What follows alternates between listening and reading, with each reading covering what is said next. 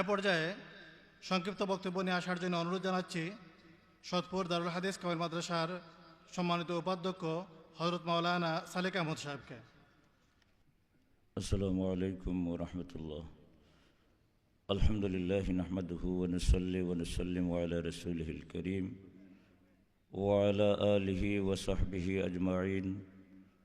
আম্মা বা'দু ফাআউযু বিল্লাহি মিনাশ শাইতানির রাজীম। বিসমিল্লাহির রাহমানির রাহিম।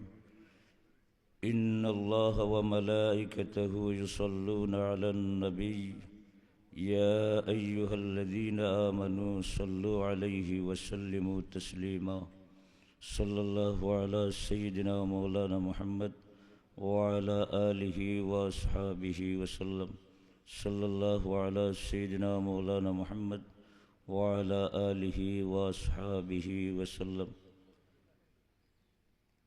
مرشد برحق আল্লামা বড় সাহেব কিবলা মাদ্দাজিল্লাহুল আলীর নিকট থেকে দালাইলুল খায়রাতের সনদ বিতরণী মাহফিল, আজকের এই মোবারক মাহফিলে সদাভাজন সভাপতি মুর্শিদে বরহক আল্লামা বড় সাহেব কিবলা দামাত বারাকাতুহুম, মঞ্চে উপবিষ্ট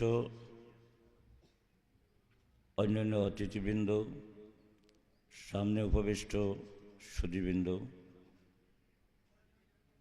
আমি আল্লাহ পাক রব্বুল আলামিনের দরবারে আলিশানে লাখ কোটি শুকর আদায় করছি যে মাহফিলে আপনাদের মতো আমিও একজন মিসকিন শরীক হতে পেরেছি, শুধু এই উদ্দেশ্যে নিয়ে যে দালাইলুল খায়রাতের সনদ, যে সনদের মাধ্যমে আজকে আমরা এখানে যারা সনদ গ্রহণ করব, আমাদের এই সনদের মাধ্যমে এমন বুজুর্গদের সাথে আমাদের একটা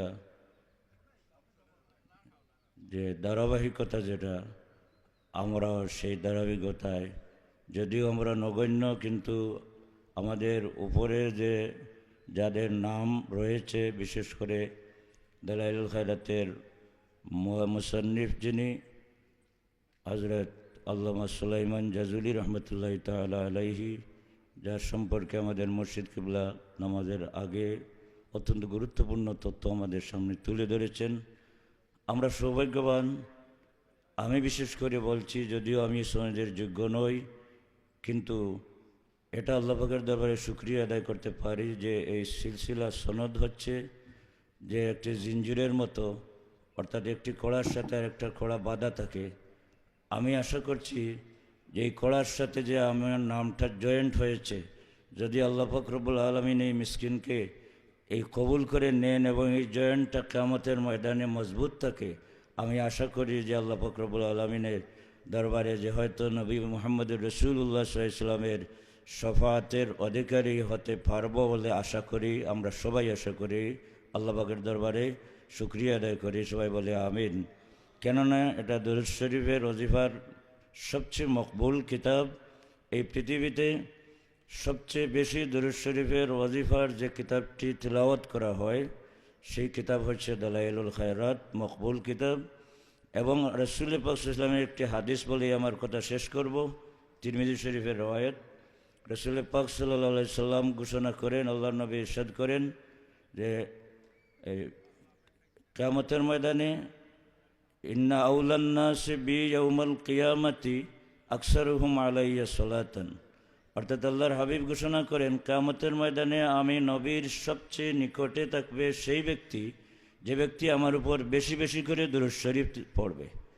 দালাইলুল খায়রাত যেহেতু দুরূদ শরীফের ওজিফার কিতাব, অনেক এই দালাইলুল খায়রাতের ধারাবাহিক তিলাওয়াত করে এই জগতে বারবার রাসূল পাক সাল্লাল্লাহু আলাইহি ওয়াসাল্লামের দিদার নসিব হয়েছে। আমরাও আশা করি আমাদের মুর্শিদ কিবলা ফুলতলি সাহেব কিবলা, বর্তমান মুর্শিদ কিবলা বড় সাহেব কিবলা, যেহেতু রাসূল পাক সাল্লাল্লাহু আলাইহি সাল্লামের আশিক, উঁচু দরজার আশিক, তাদের সাথে আমাদের মুর্শিদ কিবলার সাথে আমাদের এই সনদের মধ্যে সম্পর্ক হওয়ার মাধ্যমে আল্লাহর দরবারে কামনা করি আল্লাহ পাকও যেন আমাদেরকে, আমার মতো মিসকিনকে যেন রাসূল পাক সাল্লাল্লাহু আলাইহি ওয়াসাল্লামের দিদার দিয়ে আল্লাহ পাক রব্বুল আলামিন যেন সৌভাগ্যবান বানান। এই বলে আমি আমার কথা শেষ করছি। আসসালামু আলাইকুম।